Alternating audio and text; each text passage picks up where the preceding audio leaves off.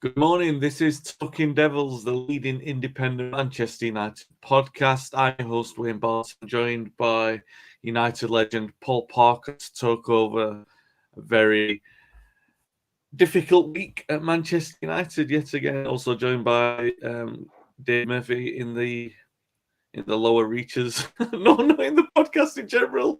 I'm talking about if you're watching it on the video, you'll see him on the bottom part. There's Dave, lower reaches of life. Paul, how are you doing? You all right? Yeah, I'm good, thank you, Wayne. Not bad at all, mate. Dave, how are you doing? I'm trying to drag myself up from the lower reaches of podcasting. So hopefully I'll get there one day. Yeah, I'm not giving you the best billing there. And not really giving us as a podcast the best billing. We picked Dave up from the lower reaches of podcasting to join us on Monday morning. Class the joint up a little bit. Much too cheery for the subject matter that we're going to be talking about today. So if you're watching live on YouTube or Facebook, well, if you're watching on YouTube, feel free to subscribe and like the video and get your questions and comments in. If you're watching the replay, say hello and comment. We do reply to the comments that we get on the replays. If you're listening back on the audio podcast, be sure to subscribe and leave a positive review, please, on the platform you're listening on. So Brighton, Manchester United 1, Brighton 3. As we were, or I was, concerned about last week after my big build of Brighton, they absolutely wiped the floor with us at Old Trafford. Yeah, all right. We've got a bit of an injury crisis. I did sort of bring up the subject on last week's pod about a possible change of formation. And that's what we went with. But Brighton were missing a few players themselves, so it's no excuse for the manner of the defeat. It seemed to work, actually. The formation change went to a diamond. It seemed to work for the first 20 minutes.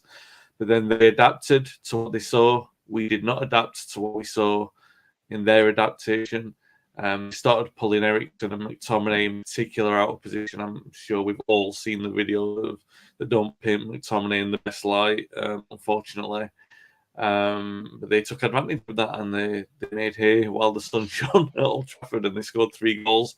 It looked at one point like we were just stopping tracking their runners. And you watch a Brighton team, you watch a Brighton game, you see the fluidity of their team, you see the way that they move, especially if you're watching a game live. Like, I know, like, this isn't a dig at people who don't go live, but sometimes if you watch a game live and you see the full picture, you see how they're moving as a 10 outfield, and then you see the way that United weren't moving. I mean, they do move, but there's a static and there's a pedestrian nature by the way that Brighton were moving for each other. You can compensate for a lack of quality with work rate, and with Brighton, you have to employ that as a minimum, especially this Brighton team, and we didn't do that. We paid the consequence, and Paul, is no other way to say it. Brighton played us off the pitch at Old Trafford comprehensively. Yeah, it doesn't surprise me. I don't think it would have surprised a lot of people there who actually went to the game, and the ones who didn't go. I don't think there was many people. I can't believe there would be that many who were confident of United going up against Brighton. To be perfectly honest, the way they've been playing, the form has been poor. I think you have to look at maybe Arsenal might have been the better performance so far this season. You're looking for individuals. There's no individuals I'm picking out at this moment in time. There's question marks, I would say, against everyone really, the way they've been. But what you're just talking about there, and if you do your homework with Manchester United, they've got a manager who demands a lot, but the problem is his demands are not really transferring into the players, because there's certain players who haven't really, or there is one player in my opinion who hasn't really got what you should have if you're a professional sportsman, and that is the willingness and the want to work hard. And I think that was shown at the weekend about it. I think it kind of come out in one of the goals, and I think it was the first goal when it come out, is the willingness to track back, as you mentioned the word tracking back. And Marcus Rashford doesn't track back. Marcus Rashford, has he ever nicked the ball off of anyone's toes? Has he ever given a foul away trying to win the ball back, maybe when he's lost it? He hasn't. And when you look at it, he done what he done last season. He scored those goals. Has he shown anything this season to his way of saying thank you to everybody for giving me what I've got from that brand new contract? The answer to that is no. And it's only a few games, as people will say, but I really, at this moment in time, not seeing him being able to step forward. And the only way he can only get himself out of this position is to go and score goals, because that is his really only. I mean, it's a great skill to have if you can put the ball in the back of the net, but sometimes you have to give more when you aren't putting the ball in the back of the net, and he's not. He is not doing that. He is not doing that. I don't really care that he had a good.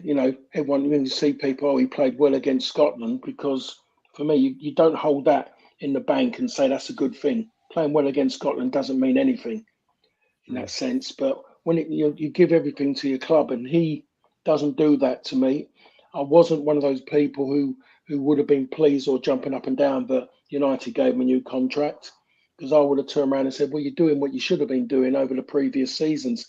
Let's see what you do now. Let's see if you can replicate it, because what makes you a good player, and even going beyond that, a great player, is consistency.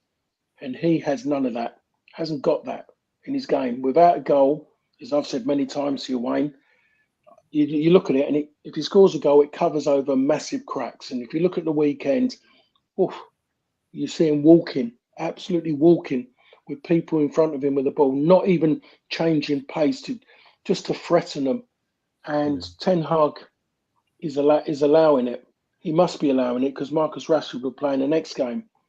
Many managers will turn around because they'll go off the back of the players. I mean, let's put it this way. If I use the word back in the day, when it makes me sound you have to blow dust off of me. If I wasn't working hard, the biggest rollicking that would affect me the most would come from my teammates.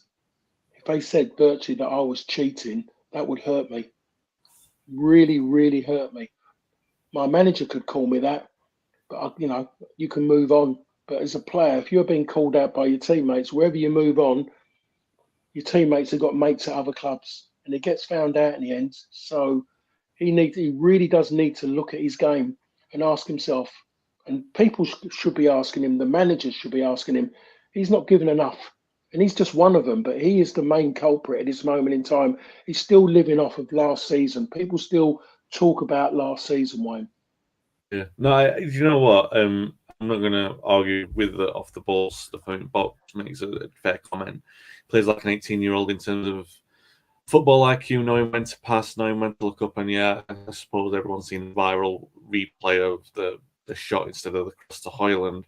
I thought for the first 25 minutes, in fact, most of the first half, like on the ball, he looked quite electric, but then off the ball was deeply concerning. And then when United are struggling, the performance level changes, and what he's trying to do, he's trying to do things that don't come naturally to him. And I think that's a problem, on the ball and off the ball. And the biggest problem, if you lose to Brighton in the way that we did, is what you do off the ball. And Dave, I mean, Rashford's one player culpable, McTominay another. Kind of worrying that they're products of United's academy, and so they should be used to that minimum demand against any team, but especially against Brighton. It was a concerning performance, wasn't it? I mean, that's putting it mildly. I mean, I've been banging the drum for Marcus Rashford for a while now. I mean, he's by all intents and purposes, he has come out and said that his centre forward position is not his most favourable because it doesn't get him involved in the game enough. So he's been out on the wing for a couple of seasons now. So he can't even do the basics of a winger. I mean, it is quite alarming that a professional footballer of his calibre, an English international, has been to World Cups. He's played in the Champions Leagues. For him to not know when to pass a ball at this stage in his career is very, very alarming. And that's what lets him down the most. The tracking back is a problem. I'm not sure we're ever going to be able to change that. But he's been put out on the wing because that's seemingly his preferred position. But yet every time he gets the ball, he just heads straight for the centre of the box. and it's very alarming. And that shot, which should have been a pass, sums up Marcus Rashford right now. He's still confused in his head what he's supposed to be doing, which is really disappointing considering how long he's been out there. I do agree the first 20, 25 minutes, I thought we played well. I thought we had a good grip on the game, and then they go and score. But one of the most alarming aspects of the game on Saturday was that for their second goal, I counted, I think it was 30 passes. They had the ball for 1 minute and 40 seconds. A minute and 40 seconds at Old Trafford, they had the ball. And to me, it looked like a Friday afternoon, warm down or warm up, whatever you want to call it, before the game on Saturday. No one tackled, no one get injured. And then Martinez getting taken for a hot dog. It was just 1 minute and 40 seconds. That's all I can say. It's quite shocking that they passed the ball back to their centre half, I think 3 times during that 1 minute and 40 seconds. That ball went backwards, and we still didn't put in a tackle. It's alarming. It's alarming. I don't know what we do at this point. That's even before we even talk about the goalkeeper, which I'm sure we'll talk about later on. But the biggest standing thing for me, like I said, was nearly 30 passes, 1 minute and 40 seconds. That's worse than the 30 passes, if you ask me. We didn't touch the ball until it was in the back of the net. I don't even know what to do right now. It's mind blowing. Yeah, see, it seems we'll talk about Ten Hag. We will talk about Onana a little bit as well. Obviously, Gary Neville was straight out talking about the Glazers afterwards, and look, you can look at the owners, and they've never escaped the spotlight from the supporters. You can look at the manager. We'll talk about Ten Hag's decisions, but you do have to look at some of the personal pride of some of the players and the capability to put in performances like that at the first sniff of a season's objectives looking like they're stolen. 3 defeats from 5 games.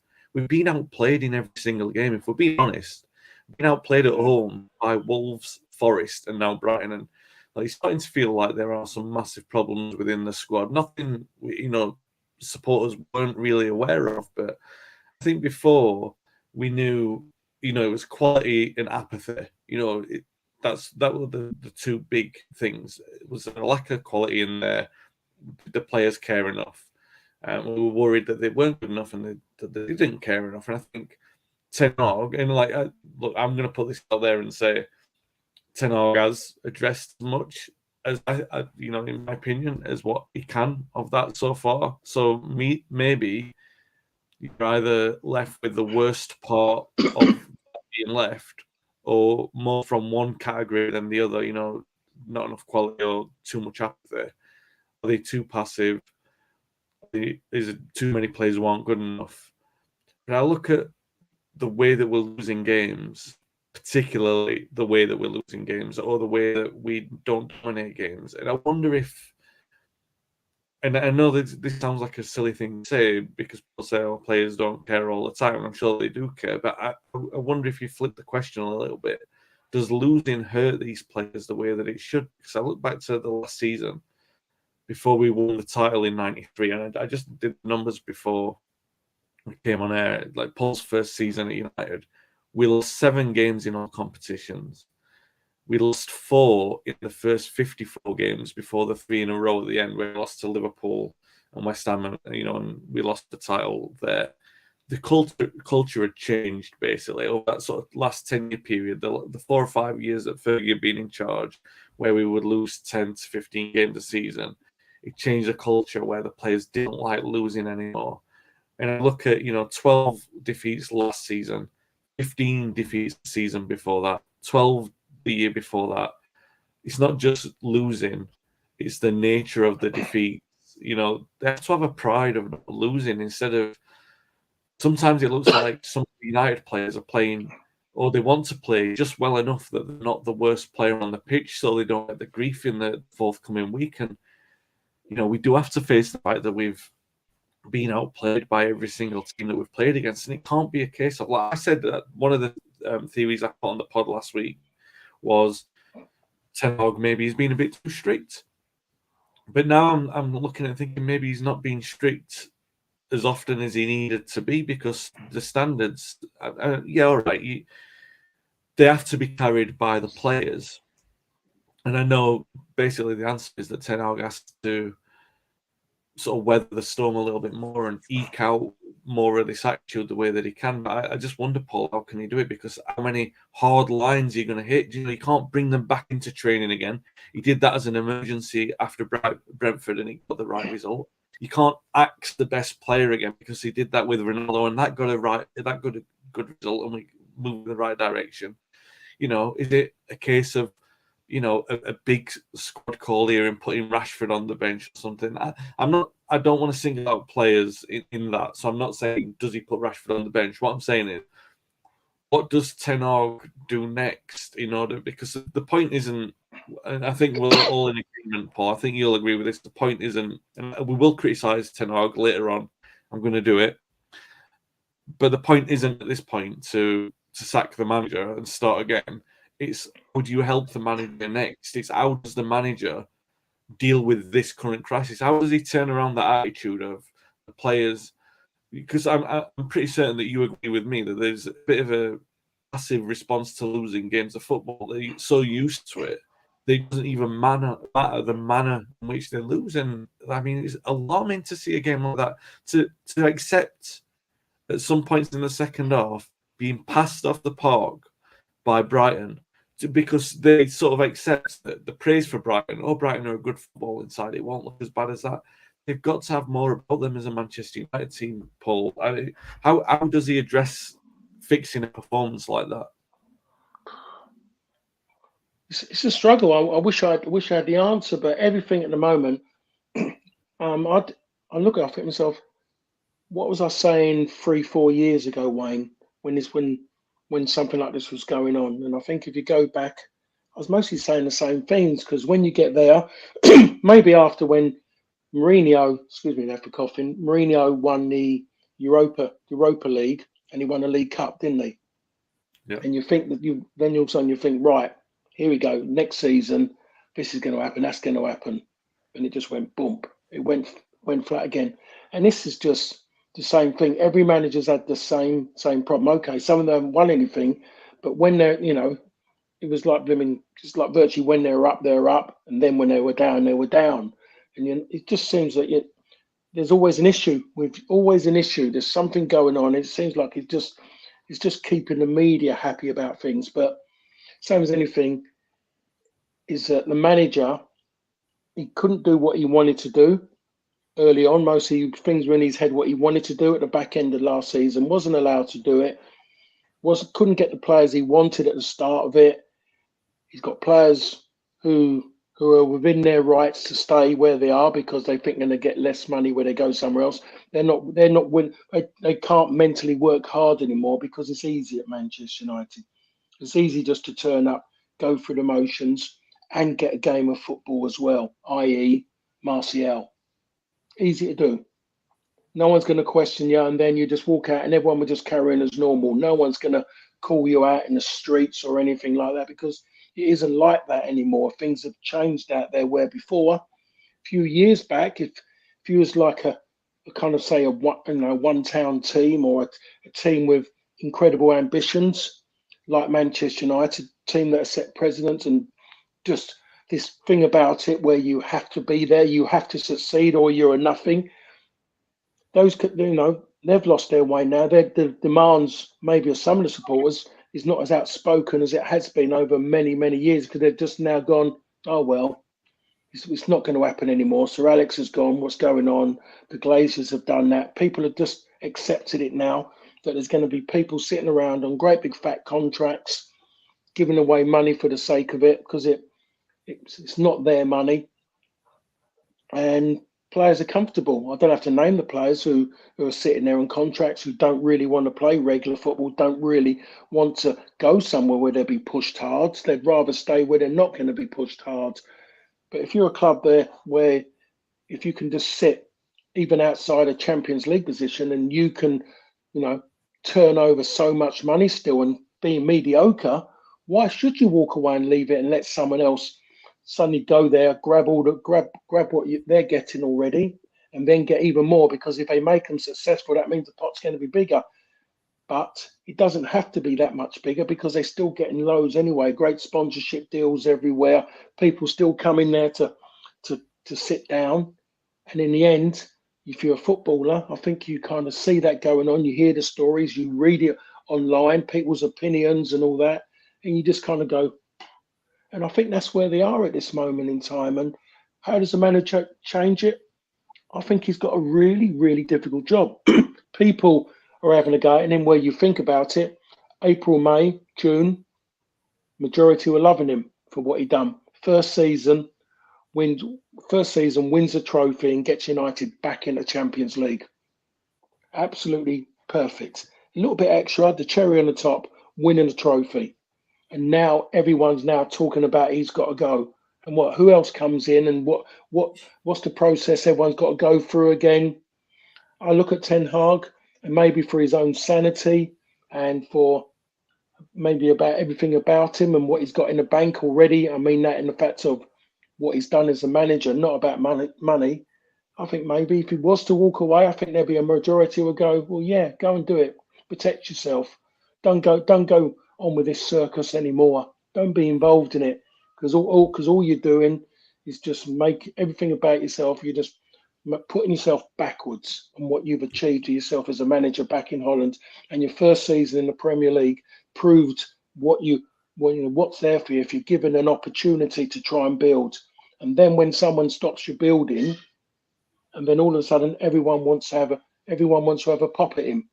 Virtually you're building a house, you build the first floor, you move in, everything's fantastic. You don't build the second floor because people are taking away your finances, and then all of a sudden everyone complains because more people are meant to be on top. And that's what's happened to him. It's been cut off. Everything he wants to do has been cut off. And you can't keep. I'm just as bad as anybody. I'm a hypocrite in certain ways. 1 minute I'm there, next minute I'm not, and I'm virtually just saying is that you can't carry on like this. It's just everything's deja vu again. Yeah. And then great, and all of a sudden get him in, get this manager in. He's a winner. He's this, he's that. Doesn't matter who it is. He's going to have the same problems. So whoever's coming into the job's going, all I'm going to do virtually is just go in there, do reasonably well. But being manager of Manchester United will help me further down the line. And that's what Manchester United give people. They give them a good pat on the back, and they give them a little lift for where they want to be next. Someone like Ten Hag, where he is and what he's looking at, and he's most saying himself, he might be saying to himself, I don't really need this. I'm fighting against the people above me, and people who are meant to be listening to me don't really want to listen, don't have to listen, because they're mostly earning more money than me. So why should they? I try and stamp my authority down on things. I tell a player who has done nothing since he's been at this football club, I help him. I send him away, trying to get his head sorted. He comes back, doesn't give me a lot, and then he wants to have a go at me publicly. And the moment I stand up against him, I've got other people who sit in a studio and tell me I'm acting like a school teacher. I don't know what school Agbon Lahore went to, but I'm sure there was discipline now. So acting like a school teacher, telling you, giving you information for you to absorb it, and then for you to then use it to make your game better, to make the team better, and to win games of football. And that's acting like a school teacher. And then the worst of all, you're asking people to be disciplined. And that's what school teachers do as well. But you're not allowed to do that as a manager of men. So these people coming out and saying, we're in this world now where we want to soft soap people. And the moment they go crying on social media, got to protect them. It's mental health. It's just somebody doing a job who doesn't want to do the hard work when it is needed at this moment in time. United need 11 players out in that pitch who are willing just to dig and work hard, just to shunt, to do everything that means blue collar. Not sit around in smart gear and just going, well, it will happen in a minute. And that is a big, big problem. Anyway, that ended up a little kind of almost like a Wayne rant, but it was nothing like that at all, because only Wayne can rant. No, do you know what? It was probably just as good as mine, and that means that we're leaving the pathway open for Dave to join in. I mean, got a comment here from Box saying, "Do we need to go the Chelsea way, not as extreme, buying many young guys and mold and develop a team together for the long term?"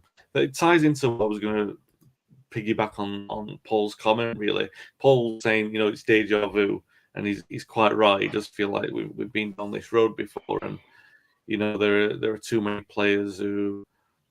They've been around the block, they've seen this story, possibly the consequences for them are never quite as significant because they've got the opportunity, as some of them being the highest performers from a poor period, that they could probably afford to coast or like have opportunity to impress under a new manager and everything. And look, all the talk of a new manager, I think, is massively premature, and I'm only entertaining it here as a part of like, this is the road that we go down too often. And the point of the matter is, Dave, that everyone's got to learn. Yeah, all right. So Ten Hag might decide it's too much for him and move on. Hopefully, some of the building blocks will be in place by a takeover and things like that. Ten Hag last season, what he did do, he did instill a culture of every game being important. He did that by picking the same team all the time. And all right, it cost us some money in the end because the players picked up injuries through this relentless playing, and people got suspensions, and it revealed the weakness of the squad. And we're seeing that already at the start of the season. So maybe when we get our full complement back, that stronger performance will be back. So Ten Hag has addressed that, and the players, by coming in, have regressed it to the mean. Some of the things that Ten Hag isn't in control of, the ownership structure, if that changes, then that might obviously help United and Ten Hag in picking the squad, picking a better squad and getting a better squad together. Might help in terms of making sure that none of these players realise that they're safe. Like states Qatar who take over, or Sheikh Jassim, not Qatar, for allegedly not state ownership purposes. It might be an individual, as rich as Sheikh Jassim, come in and take ownership. If he does that, and the players then no longer have the ability to think that they can coast, the club doesn't have the handicap of, or the noose of feeling like it's got to qualify for the Champions League. So it redresses the balance so that every game does become important, because players can't afford to coast between that. Well, if we get in the top 4 or 5, then it doesn't really matter. It is going to start to matter in a more meaningful way. These things, obviously, some of those things aren't in Ten Hag's control. You would have wanted Champions League qualification to be, but you know what I'm saying with this, that there are certain things above him that aren't, or certain things around him that aren't in his control. And once those things come into place, that it makes his job a little bit easier. Those are the things that we've never, you know what I mean? We've never had a manager who's been allowed to navigate through this kind of period all the way through. Do you know what I mean? Like, every time we've got to this period, whether it be at the start of the season or throughout the rest of the season, and let's catastrophize and say that we don't qualify for the Champions League, and then you would say, all right, well, Ten Hag will be for the chopping block. That's the kind of period that a manager doesn't survive. We need, it doesn't matter, yeah, all right, whether or not he decides he wants to walk is another matter altogether. But United at this point need to get fully behind him. He needs to weather that storm, and hopefully all the things above him and around him change, so that he's got the best kind of tools around him to weaponize and affect all the changes that we need to see, because that's the only way that it's going to happen, right? That kind of stability and power given to the manager, regardless of the ownership, really. He needs to have all that power to oversee the changes. Whether or not he will be able to, because the financial situation is another thing, which is why I'm saying the ownership structure is crucial with that. But the one thing that we haven't tried is completely backing the manager to sort of navigate through all that storm, regardless of the results on the pitch. And United's problem is probably bigger than the individual results on the pitch in order to affect that culture. Am I going way too deep into that? Do you think that I've got a point? Have I waffled on too long, Dave? Yeah, you have waffled on too long, but we'll move on from that. No. I mean, the problems that Manchester United have with the players is not just a Manchester United problem. It's a problem in general all across across Europe, and players just don't care nowadays like they did 10, 15 years ago. And I know we keep harping back to that because they were the good days, but I mean, you look at Chelsea, you look at Newcastle, spent a lot of money in the summer, have a lot of money behind them. Both teams still struggling like Manchester United. It's not a Manchester United problem alone. It's concerning because we support Manchester United. Paul's an ex-player, but it's not just a Manchester United problem. It's a player problem. It's an attitude problem. These players are, and listen, I'll buy into the little bit about players being paid too much, or being paid, not paid too much, being paid astronomical amount of money, or being paid way above. But even if you go back to back to when Paul played, and even during the 90s, football players were very, very well paid in compared to the person in the street. Okay, so if we take that scenario and look at a football player in the 90s, and we look at a football player today, both are being paid a hell of a lot more than like a regular job, like a factory worker, a guy down the store. But the attitude of players in the 90s it's polar opposite to the attitude of the players that are on the pitch today. And not just in Manchester United, I'm talking globally. I'm talking about players have zero loyalty these days to any club. And I'll argue that with anybody. And once the going gets tough, as Paul said earlier on, they just don't care. They really don't. I mean, there's certain players that show they don't care. I mean, I'll call out Paul Pogba, Jesse Lingard, Memphis Depay. I mean, these guys used to be dancing in the dressing room when we got beat. Not acceptable. And it wouldn't have been acceptable in Paul's day, or even all the way up to the early 2000s, where the attitude was, and even into the mid 2000s, the attitude was, like you said earlier on, getting beat ruined those players' weekend. Getting beat today, a footballer just whatever. We've often heard people say that one of the biggest changes in football over the past couple of years that ruined football is VAR. And I tend to agree with that somewhat, because VAR has been an absolute disaster.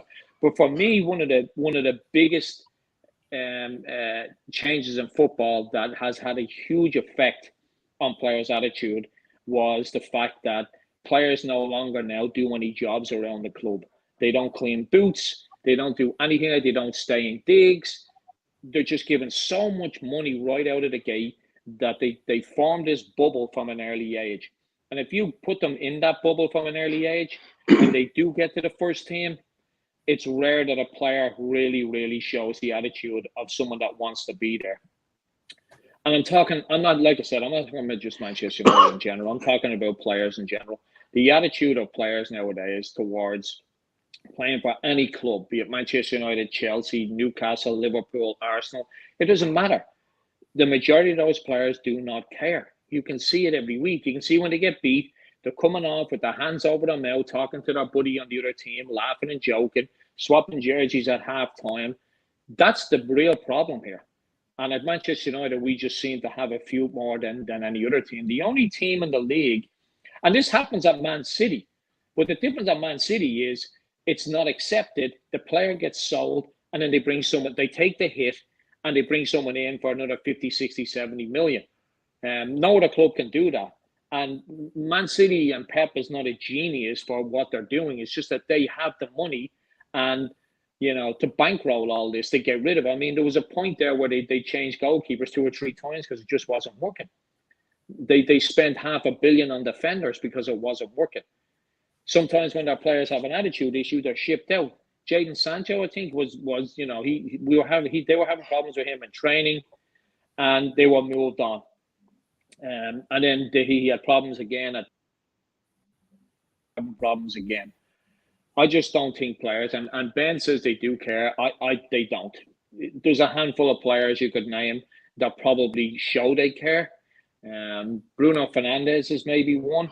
I think Martinez, he wants to put in a stint. But I don't believe the majority of Premier League and football players in general care whether they win or lose. That's my honest opinion. And we can keep, I mean, Ben is saying our owners don't care. Most owners don't care, you know. The Liverpool owners, they didn't care when Klopp was crying about a midfielder, and then eventually they were put under so much pressure that they forked out 110 and the bid got, or the player wouldn't come. And then all of a sudden that 110 million disappeared and they bought in, you know, two relatively unknown players, because most club managers don't care either. It's not just the Glazers that don't care. These are businesses to them. There's not a single Premier League owner right now that cares what happens on the pitch if it's not affecting the bottom line. And at Manchester United, as Paul said earlier on, they're still rolling in it. We just signed the biggest shirt sponsorship deal in the world, and we're a club in crisis. Do you think the owners care? They don't. The biggest problem we have right now is the attitude of players, and it's not just at Manchester United. It's unfortunate that we seem to have a few more than most teams. But for me, it's a bigger problem. And my concern, like I said, when I asked Paul last week, my concern is Ten Hag could walk, and Paul even put that under more pressure in my head when he said, and this is something I never thought of, when he said if he wants to save his reputation will actually go up. You know, Paul said last week, if he quit and said, I'm not accepting these standards. And I would, and I never thought of that. And that's a bigger problem. That's our biggest problem right now, is Ten Hag walking away. And I just want to make one more point as well, is that, you know, we do have a few players at the club that just won't move on. And unfortunately, we've created that problem ourselves. We really have. We've given them massive contracts. The club will get rid of a player in a heartbeat. So why should the player just quit for less money? Because the club will get rid of them like that. And they wanted to get rid of them. And Manchester United should have paid out these players for their contract and moved them on. So it stinks as well at the top. But it's not just, you know, it's not just the owners that stink. It's the players as well.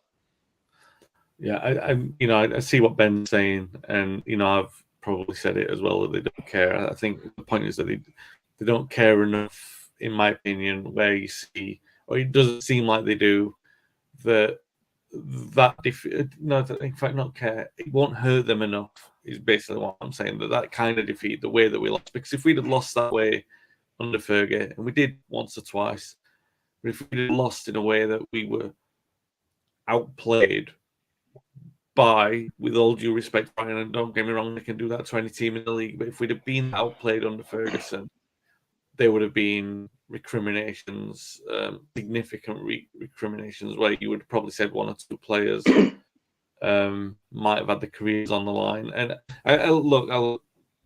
Ten Hag, we should quickly talk about his in-game decisions, because we talked about this every year. I'm sorry to cut across you, Wayne, but if you don't mind, I like, before we move on from that, because you said if we had got beaten like that in the Fergie days, the manager would have come down hard. I think Ten Hag does come down hard, but I think the biggest problem we have, and Paul mentioned it earlier on, was, you know, he would feel more hurt by a teammate telling him, hey, you're not pulling your weight, than the manager, because you expect it from the manager, but it hurts, it stings more from a teammate. I mean, so Paul, if you don't mind, I want to ask a question there. Is that what's needed here? Do you think that the players today, just when they get back into that dressing room, I can't see them having a go at each other the way it would have been under Fergie. I can't see someone like a Brian Robson, a Roy Keane, Eric Cantona, a Schmeichel, you know, screaming at the player. Can you see that in the current dressing room, other than, you know, Bruno Fernandes, who just complains all the time? I just don't see other players giving out to other players. I think we have to say, first of all, we are talking about one league. It's not about football. It's about one league, which is the top division in this country. And maybe it might be a bit in the Championship, because some have been there, some haven't. But if you talk about real football, you're talking Div 1 and 2 and below. And it's a completely different mindset down there. But if we're talking the top division, I think we have to say that things have changed in the way the mentality of the footballers have changed, in the sense of their lifestyles now. I mean, you don't go and get those rugged players from before. I can name players that when I was with at Fulham, at QPR, the ones I mentioned at United. You done, your Robsons, your Keanes, your Paul Ince, almost 90% of the team come from generally a working class background. So when you was brought up and first thing in your mind, I want to do something, I want to get out of this, I want to have a go, I want to do that. Now, virtually, it's almost like a lot of them now are middle class.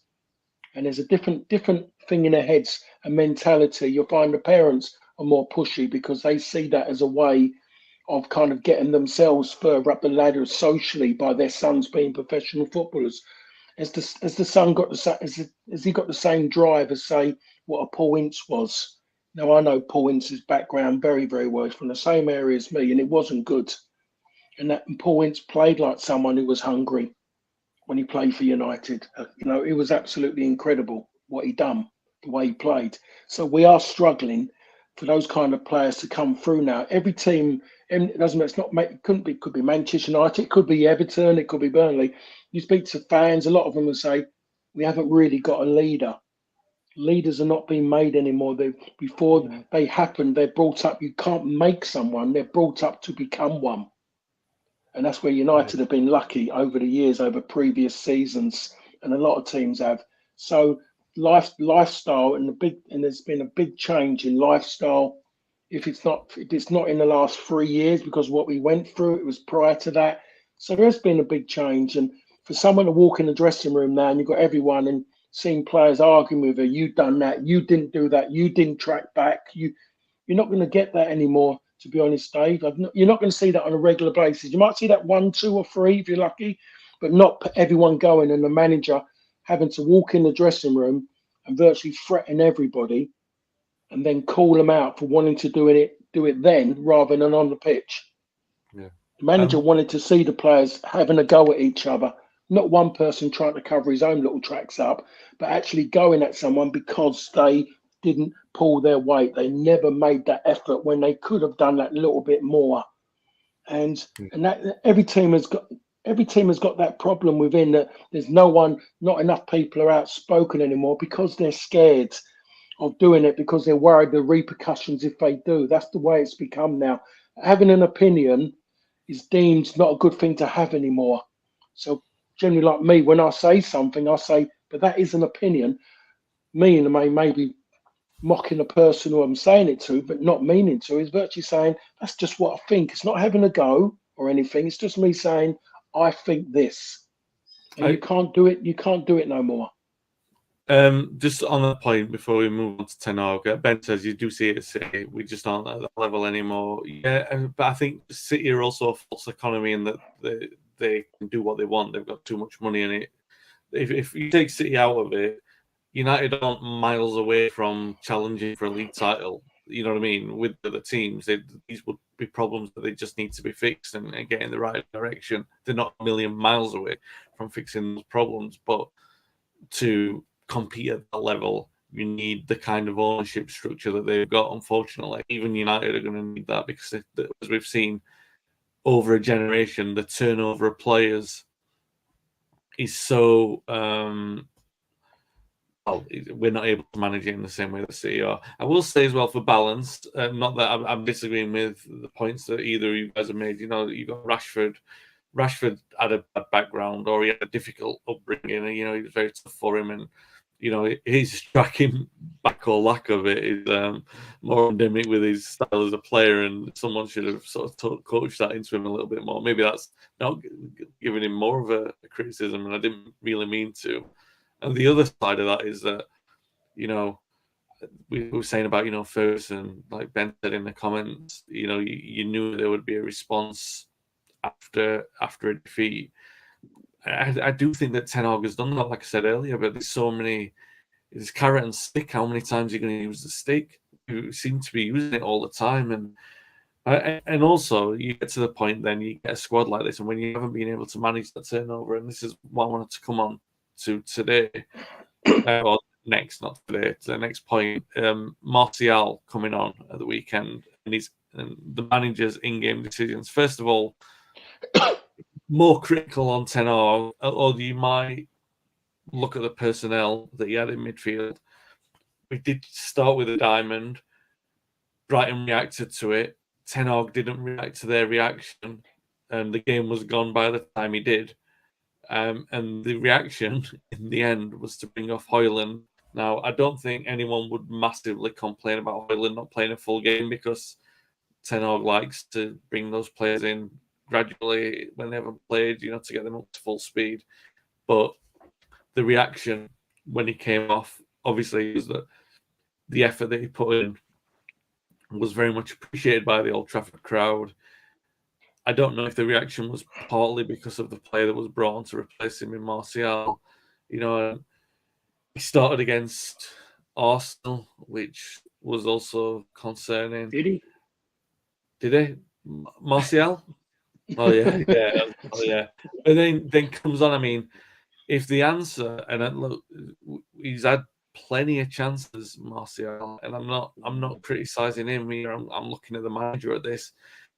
You're 2-0 down to Brighton, of all teams, who at this point, like you said, they were keeping the ball for upwards of a minute and a half. Is the player you want to be bringing on in that situation, Martial? And Dave, I'll start with you on this one. I guess the point that I'm making with this is, a year ago, if you'd have brought on Martial in that situation, you might have looked at that and said, oh, he's pointing a finger to the board because he's saying what we're lacking. And then, you go out and buy, or you get on loan of Wout Weghorst because he's not going to do what you want him to do as a top striker, but he'll do what you want him to do more than what Martial does. And now Weghorst isn't on loan, and you resort to bringing on Martial. Surely, he 13, 14, 15 months into the job, you've got to have a better solution than that. It was dreadful. You just change the formation again and make it more packed in midfield and compress the mire up the pitch. It was deeply worrying that he brought him on. What did you make of Ten Hag's in-game management on Saturday? So I felt it was at least somewhat culpable for the defeat because he didn't react. And yeah, you can blame the players, but we should have responded better than what we did. Yeah, I think one of the shining lights from last season was Ten Hag's ability to change mid-game and to change things around during the game and get a positive result. The past couple of games we've seen that's not really happening. And Brighton was a prime example of that. I think the boos were more so the fact that disappointment of bringing on Martial for Højlund rather than taking Højlund off, because I do agree. Ten Hag likes to ease these new signings in. Casemiro was an example. He didn't play for the first couple of games. Then he had that stinker, and then he played him, or he brought him on the next game, and then it kind of gradually went from there. But I think the Bills are more so to do with the disappointment that we're trying to win this game, we're trying to get something out of it, and here comes probably the laziest player I've ever seen put on a jersey at Manchester United. And probably up there as one of the top 2 or 3 of laziest players ever. Anthony Martial is not the answer. He really isn't. It's soul destroying to see him come on because you get nothing from him. You get absolutely nothing from him. He's so lazy he doesn't even want to move on. He really doesn't. It is concerning because Ten Hag was, last year I felt that one of his key strengths was changing a game. But not having another option up front is I'm gonna put a bit of this on Ten Hag. I really am. And you and I spoke about this, Wayne, briefly, but I don't believe a goalkeeper was a priority for Manchester United this season. I really don't. I think David De Gea was one of the best shot stoppers in the world. Yeah, he made a couple of mistakes at the end of last season, but all goalkeepers do. We basically swapped a goalkeeper who can't really play with his feet for a goalkeeper that can't stop anything that's hit at him. A goalkeeper's first job is to stop stuff that's hit at him. It's not to play out from the back. A lot of clubs can't play out from the back. I don't know why we have this fascination, this hipster, period of we have to play out from the back. You know what you do? You go buy a very, very good centre half that can play out from the back and give him the ball, and you keep one of the best shot stoppers in the world. Because to me, the statistics are damning. He's had 10 shots on goal and he's conceded 7 goals. That's insane. I mean, that's Sunday League football. If we had concentrated more on getting another strike. And there's absolutely no reason why we couldn't have got Harry Kane and Højlund in the same transfer window. We made little to no effort to get Harry Kane. I just honestly believe that, because we spent, 50-60 million on a goalkeeper that we didn't need, and we spent 40 to 50 million. And I was happy with it at the time, but it doesn't look like it's worked out on Mason Mount. And as Paul said, he's still confused about what his position is. And I think Mason Mount was confused about what his position was at Chelsea the past couple of years. So that's over 100 million we spent on two players I don't believe we truly needed. So Ten Hag has to take part of the blame for that. He really does. We should have went out, and as soon as we got a whiff that Spurs were going to sell Harry Kane, we should have went in and matched Bayern Munich's offer, and then Spurs were going to be caught between a rock and a hard place. And I'll argue with anyone about this. If Manchester United had to put in a bid for Harry Kane will be playing against Bayern Munich in a Manchester United shirt on Wednesday, and not the other way around. I would guarantee that. Harry Kane didn't want to go to Germany. My honest opinion, I believe he wanted to come to Manchester United, and we sat on our hands. So Ten Hag has to take responsibility for the fact that he's bringing on Martial. And one last thing before we go is that I read an article by Andy Cole there, which it actually blew me away. And Cole said that in 8 years, Martial hasn't scored more than 100 goals. How is that possible for a striker at Manchester United? He hasn't scored more than 100 goals? That's insane, that is. 8 years? It's insane. Yeah. That is concerning. And so I guess he's talking about the goalkeeper. It's the way that Ten Hag wants to play. Yeah, I mean, and so look, that's fair. That's definitely fair, and he can play better with his feet than De Gea. I think also, teams push high. I do think that maybe sometimes Ten Hag hasn't sort of helped himself again with the selection that we've had. Playing Maguire when he wants to play that lot. Just change the system if you're going to play. You know what I mean? If you want to play from the back and you're playing De Gea and Maguire, we were still trying to play from the back with those players. Do you know what I mean? Just play it long from the goal kicks, and I said we should still do that anyway. I don't see why we don't. There's no strength in building up from the back because we're not strong enough in midfield on possession to carry the ball forward. The forwards on glue in the way that Mark Hughes was, that you can't hit a ball up to them. Maybe Højlund might be able to show that he can. And to be fair, there were a couple of moments on Saturday that look like he is. But generally, it sounds silly to say it, and maybe I'm being really critical after a defeat. The forward players don't seem to have the same quality of ball control that you can afford to bring other players into play. So the entire way of playing in that fashion doesn't seem to fit most of the players that we've got, which means, and I'm not against the style, it just means that we're going to need an incredible turnover of players together, which I think we're probably looking at anyway. Just on Martial, Paul, but I mean, you mentioned it before we came on air about some of.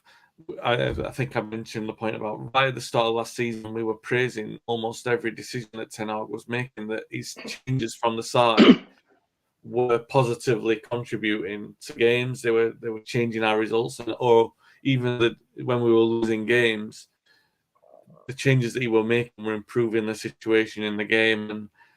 And he doesn't seem to be that way at the moment. Do you think that do we be critical of Ten Hag in this, or do we look at the squad situation, the injuries that we've got, and say, the obvious discipline issues, and say its hands are tied a little bit, so there's obviously going to be this massive drop off. Like, obviously the quality from the start isn't going to be the same, and when you make the changes, quality is going to drop off even more. Or do you think that after a year we should be expecting better in-game management from him? I think it's more of what he's got, what he's working with. I just think his hands are tied. I am disappointed that he still keeps going to Martial, because he is flogging the dead horse there. It is a complete waste of time. There's nothing there about him, nothing in the face that suggests that you're going to get anything from him. It's just mundane to him. Oh, here I go again. He's just got to now really, he's got to give the young players a try. He's got to go with the young players. Saw the young boy come on, goes and scores a great goal. Brave enough to take the shot on at that given time. To take that on, it could have gone wrong for him, but he did, and he took it on. Doesn't surprise me because I've seen him play a few games when he was at Birmingham. He's very, very, very confident in himself. His belief in his his own game. So I think that's the way. I think that's the way he's got to go now. Don't rely on the ones who have been there, been there too long. They've had too much time there because you can't trust them. Because what you get today, you might not get tomorrow. So that's the only way he can go to step forward. How long he wants to do that for, I don't know. Could January be another time again when United go and spend again when it should have been done in May? Things should have been organised in May. Things should have been done by the end of May, June, ready for July for a pre-season. So that's what that's where I look at it. I really don't want to blame him at all. I do question it. I said it before. Question some of the decisions he made at the back end of the season regarding substitutions. They seemed odd. I was hoping that he was just testing things out, but he's still doing the same thing. So if he was testing, he knows the answers, Wayne. So it could be deja vu. We could be sitting here next week going through the same thing again. I don't know what changes he can make. You look at it, can you blame the defence? Does that mean then that he's got to bring back Harry Maguire? If he brings back Harry Maguire, does that mean then that his mum will send out a message on social media saying that they needed my Harry, so he's back now? We don't know what we're going to get from that. So I really don't know what he can do, what he's got to work with. He hasn't got a lot that he can trust there. The only players I suppose he presumes he can trust are the ones that he's brought in. They're the ones, because shown favour to them, and hopefully they're still with him. But the others around him, I think Dalot might come out as the best player at the weekend. There was something about Dalot and maybe his performance. Wan-Bissaka, he's changed Wan-Bissaka. Wan-Bissaka has improved under him. I'm trying to think what else positive I can say that's coming out of it, really. And there's not a lot at the moment. So, every game we look at now, Manchester United, it's a worry. There's not a guarantee for them at this moment in time. I'm looking now. I haven't even looked at the fixtures. They haven't got Luton soon, have they? No, but it's funny. I'm pretty sure Luton are hoping they do. Well, we've got the point is we previewed Bayern last week. I'm not sure any of us are as confident as we were last Monday, but the game we've got very quickly to wrap up. We've got Burnley at the weekend. 3 defeats from 3 so far in the Premier League. They play Forest tonight at the City Ground. The sort of opponent we should be looking to rebuild our confidence, Dave. But Burnley play good football.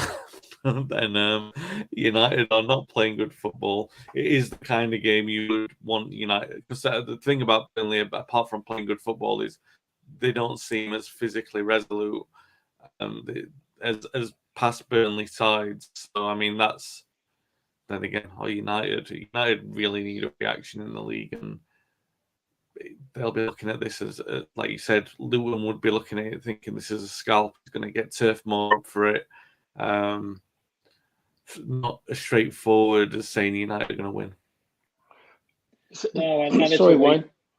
Sorry, Dave. I'm just going to say is that before we've got to talk about the game. Not talk about it. Just mention that after the performance at the weekend, and then going into an incredibly big game against Bayern Munich is worst preparation ever. And then what kind of performance and result comes out? Then going to Burnley, and the kickoff time as well makes a difference mentally. And Burnley, it's their big game of the season. It's their massive game for them. And when Burnley come into the Premier League, their first game was against Manchester United, which they won 1-0 at Turf Moor, didn't they? Paul, the stats over you, yeah. It's all just coming to my head. Just coming to my head. Michael Carrick missed a penalty in that game. I remember it. So I mean, with the stats as well, you can't stop me, Paul. You're trying. You tried there. Go on, yeah, Dave. 1-0 Burnley then. If Paul's no, I'm glad that Paul reminded you, Wayne, about that result, and then you just jumped on the back end of it. You're Jonathan Greening in the Champions League final, where you jump on the back and get your medal and you didn't actually do anything. So thanks, Paul. I appreciate. We're going to have to switch the screens around for next week now. So Paul, you're going to have to be on my left. So Wayne, thanks for joining. There we go. Thanks for joining us, Wayne. We'll help you through this show. But no, Burnley away. I mean, it's an away game. Oh my God. You know, there was times when we were like, you know, tricky away game, especially a place like Turf Moor, where the crowd are going to be like. There's places like that. There's like Brentford. There's Palace away. There's grounds where you just know the crowd's going to be up for it, and these guys are going to be up for it. And as Paul said, it is their game of the season, and that's no disrespect, but Manchester United are rolling into town. We all know teams, even the bigger teams, step it up at home against Manchester United. They don't have to step it up much at Old Trafford these days, but at home they really do step it up, and I'm concerned, especially with our away form. I'm really concerned, and also on the back of going to Munich. I just, in the past we would think, you know, when we're really in the mire, you know, Manchester United rise. They really do, but we're coming up against Bayern Munich at home. Harry Kane, you know, I'm sure he's going to want to prove a point that, you know, moving to Bayern was the right decision. He scored again the weekend. You know, Bayern aren't as good as they were in previous years, but going there is going to be difficult. And then having to go to Burnley, oh God, I'm concerned about Burnley. I really am. Like I said, it's going to be a red hot atmosphere. You know, they're not pulling up any trees at all. So for them to get 3 points, it could kickstart their season. I'm sure that's what their manager is going to drill into them. You know, we get 3 points, we get momentum. And it doesn't, you know, even though Manchester United are having a horror season, beating Manchester United is still the pinnacle for probably 99% of teams in the Premier League. It really is. So, yes, I am concerned. Yeah. Brighton, Bayern, Burnley, and then the two teams that you mentioned, Palace and Brentford, are the two home games that we've got after that. So they'll come. Yeah, and I mean, God, 3 defeats from 5 league games is deeply concerning. I mean, put out over a league season, that's not. 1989, I think, was the last time. Is that right, Paul? I think you and I would probably know that. Wayne doesn't. Anyway, hopefully we're not talking about 4 in 6 this time next week. Then it'll definitely be a crisis time. We're teetering crisis category as it is. But hopefully it'll be looking a little bit better next week. Either way, we'll be back to pick the bones out of it. If you've enjoyed the pod, give us a subscribe on YouTube. And if you've enjoyed it on the audio podcast, please give us a review and subscription on the platform you're listening on if you haven't already. Really appreciate you tuning in today, guys. It's a difficult topic for us to get stuck into. Never enjoyable to see United defeated, especially in the way that we were. But we will be back next week to talk about probably 2 more defeats in a joyous way we have done this morning. So thanks for watching. Thanks for listening. And we'll be back next week.